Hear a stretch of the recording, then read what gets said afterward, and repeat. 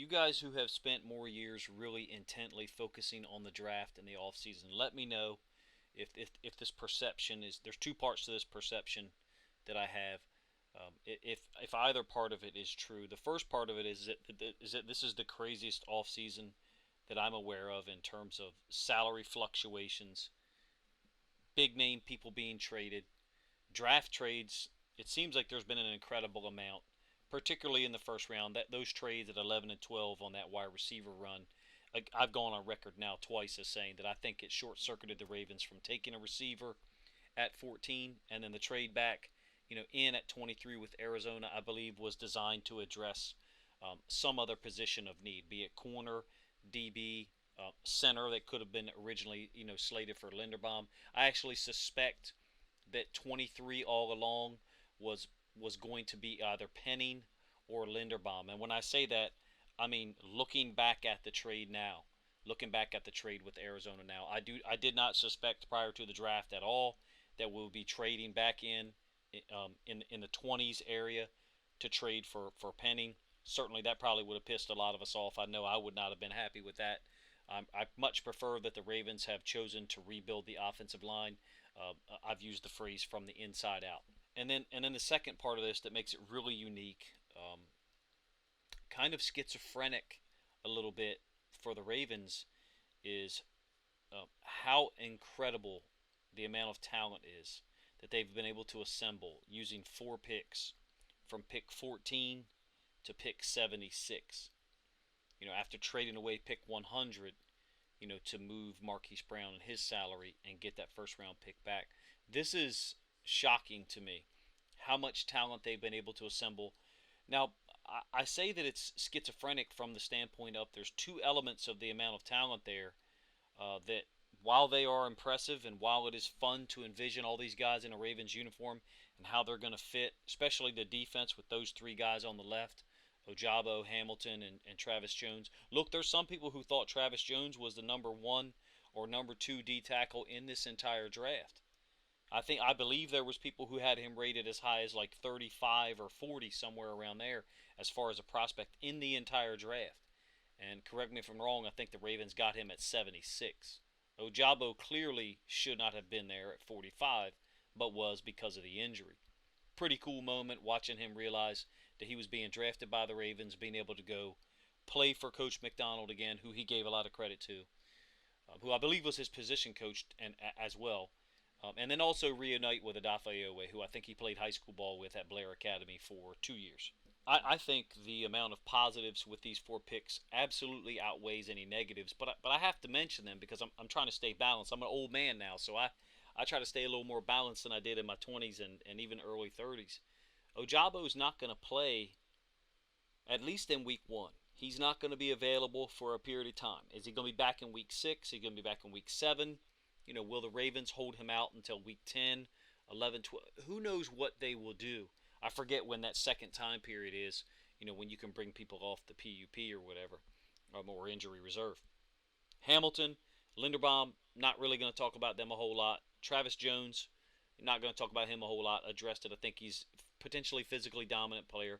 I think the Ravens have more than enough interior defensive linemen to get rid of Derek Wolfe at this point, who probably is still he could probably roll out of his sleep if he's healthy and defend the run exceptionally well. I think very highly of his skills. Having said that, we do not have a need for him at this point.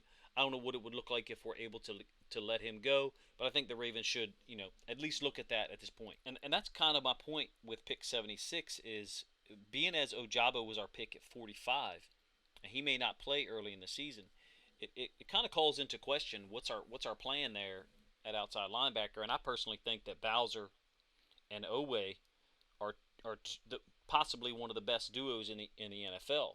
I know there's other teams who have better pass rush guys, but it's more than just pass rush. If you're someone that only wants to talk about the pass game and you only want to talk about pass rushing, you have an incomplete perception of what football is. You do. There's more to it than just throwing the football and than just rushing the passer. And in my opinion, the Ravens defense got better the instant they drafted Kyle Hamilton, because he can impact the pass game in coverage, which is related to the pass rush. And I also want to mention that our perception as Ravens fans of the pass rush is skewed. We're like a person coming out of a damaged relationship, for real. We are. And I don't mean to make light of that. I need a better comparison point to that. So my apologies, but we're like someone who has been harmed in some way in a situation, and we believe that that situation is going to continue to occur over and over again. Coming out of Wink Martindale's defensive structure, our pass rush is going to naturally be better. Period. Just coming out of his system. Look at the DNs that have moved on. I think, and outside linebackers that have moved on. I think everyone in our system, Bowser Owe included, on down the line, would have improved pass rush numbers. Now, am I saying that a guy like Jalen Ferguson is always all of a sudden going to become sack daddy and have 6 or 8 sacks? Well, no, no. But what I'm saying is, if under Wink Martindale's system, he would have only had 0 sacks in a season, it's possible he might generate 1 or 2. Yeah, it's possible. A guy like Bowser, who to me looks like a 6 to 8, maybe 10 sacks. 10 sacks being the ceiling for Bowser. 6 to 8 to me looks like what he would be capable of. To me, that's in a Wink Martindale system. Who knows what it looks like in a Mike McDonald system? It might be 10 or 11. It might be. Owe to me looks like a guy who, when healthy, playing the entire season, getting the number of snaps he should get. To me, he looks like an 8 to 12 sack per season guy in there, 8 being the floor, 12 being the ceiling, under a Wink Martindale system. In a Mike McDonald system, that range from 8 to 12 might have to be moved to 10 to 14. Yeah, for real. And Ojabo to me looks very similar to Owe. So my point is, I'm not sure that we have to have an outside linebacker now once Ojabo is healthy, but it might be a situation where the Ravens want to bring back Houston or McPhee, and let them bridge that gap till that time period, with the understanding that, hey, once everybody's healthy, we're not sure what your role is going to be. And then the second element to this, which makes it, something that there's extreme highs with the amount of talent that we've got, and then some lows is not receiver not being addressed. And I do think there's some people that are strangely triggered by that fact. Now, it is notable. It's worth mentioning, and I don't fault people for having an issue with it. But what I find interesting, let me put it that way, is the people who come on comment sections or whatever, be it Twitter or Facebook or whatever, and they turn every discussion of the draft into something about receivers. Like somebody talking about, oh, look how our offensive line is improved, and they spin it into, well, we didn't draft a receiver. Not like you need to be able to hold a conversation and compartmentalize it into, yes, the offensive line was drastically improved from the inside out by drafting the best center in the draft, Tyler Linderbaum, no doubt. Oh, look how the DB core has been improved. Well, I mean, granted, we got Marlon Humphrey back and Marcus Peters back just from injury, and I do contend that we probably still do need a cover corner out there. There were a lot of needs because of the injuries. But spinning every single Ravens draft conversation back to the receiver issue, I think that there's something interesting there, and I think it's people, again, like I mentioned earlier, who think that 80-85% of football is just now about the pass game on offense and rushing the passer on defense. It's about a whole hell of a lot more than that. It is. Special teams is still a huge deal. Now, you don't draft for special teams, obviously, but teams have won and lost football games on special teams. We damn near beat the Packers, who were the NFC favorites, if you remember. We damn near beat them with a backup quarterback because their special teams were so horrible and ours were so good. And keep in mind, the guy saying that, me, in terms of, have some balance to your perspective to this draft. If you can't at least offer one sentence about how incredible this collection of talent is before you immediately proceed to the problem at receiver, which is an issue. I'm not denying that it's an issue. But if you can't at least recognize the talents that's been collected before go ahead and hurry in and run into that section of the room immediately because it's comfortable to you, that's crazy to me. And this is coming from the guy who said we should draft Drake London or Jameson Williams at 14. Go back and look at my videos on YouTube. I'm the person who said, let's improve the offensive weapons. So I'm an individual who had that perspective anyway. And in fact, I will still maintain that was the plan. That was the plan, to draft a receiver at 14, possibly Jameson Williams. Drake London was gone by that point at 8. But once Jameson Williams was gone at 12, obviously the game changed. We had put such a good poker face up seemingly, it sounds like, that we were going after Jordan Davis, that the Philadelphia Eagles jumped in front of us just to take Jordan Davis.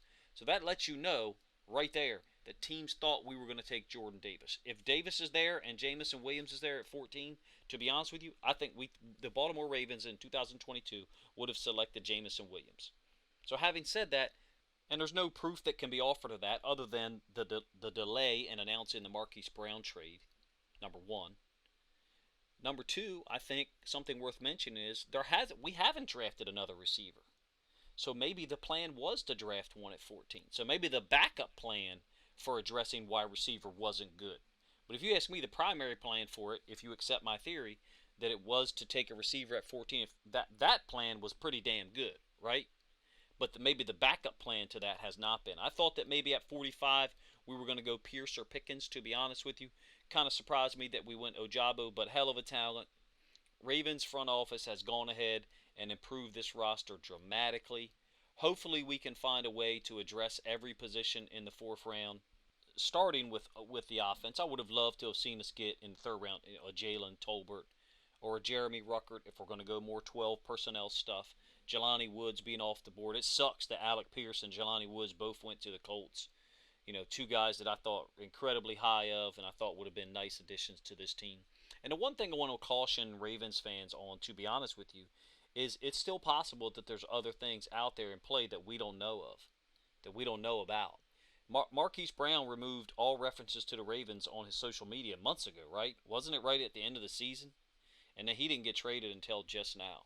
So my point is there was things in play, and the trade I guess was agreed upon in like 7 to 10 days ago.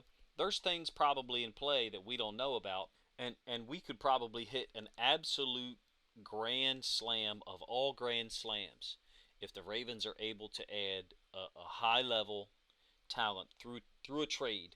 And when I say that, I mean if we only get 1 year out of a person, so be it. DK Metcalf, apparently you would only get 1 year before you had to pay him. So be it. Deebo Samuel, so be it. If you go out there and you get one of those guys, the Ravens, in my opinion, become possibly the best roster in the NFL. The foundation of which has been built in the last 2 days in this draft by what continues to be one of the best front offices in the NFL. Let me know what you think of some of my thoughts and commentary, what you think of the Ravens draft so far.